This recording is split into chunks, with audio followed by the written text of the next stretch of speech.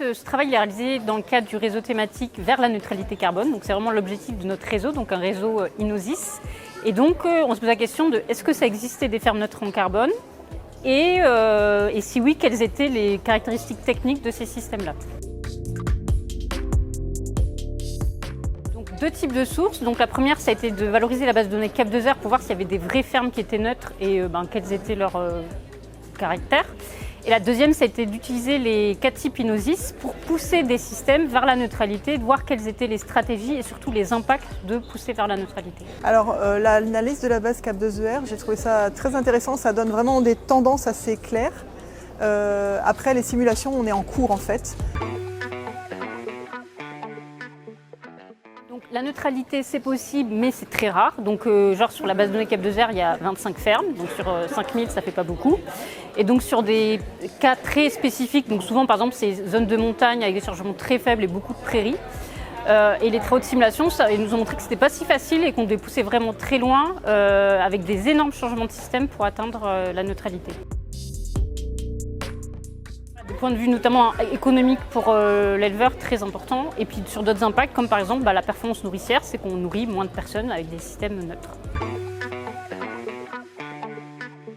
Les objectifs, c'est le scénario SNBC, réduire de 45%. Donc ça montre que c'est possible différentes voies, intensification, extensification, mais aussi avec des impacts notamment économiques dans certains cas, d'extensification.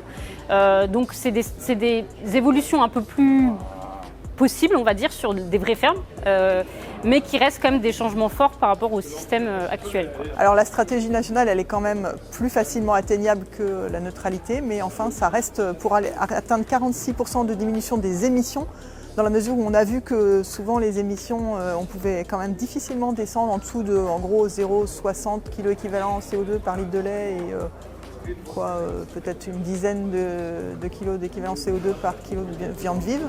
De toute façon, ça reste quand même des niveaux assez difficiles à atteindre, même les objectifs de la stratégie nationale. En élevage, en général, le méthane entérique, c'est la moitié des émissions et un peu plus en bovin viande.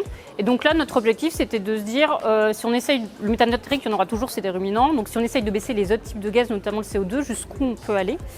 Et donc là, on a essayé de pousser le plus loin possible. Et en gros, on peut aller jusqu'à 25% des autres types de gaz, et donc 75% de méthane entérique. C'est un peu le plafond qu'on atteint dans tous les types de simulations qu'on a pu faire. Quand même la question du revenu qui est assez énorme parce que quand on arrive à la neutralité, c'est assez extrême et du coup on diminue le revenu de manière assez conséquente. Donc là, il y a des vraies questions à se poser. Et puis ça pose des questions qui ne sont pas l'objet direct de notre étude, mais des questions à l'échelle du territoire parce que ça veut dire qu'on diminue la production aussi.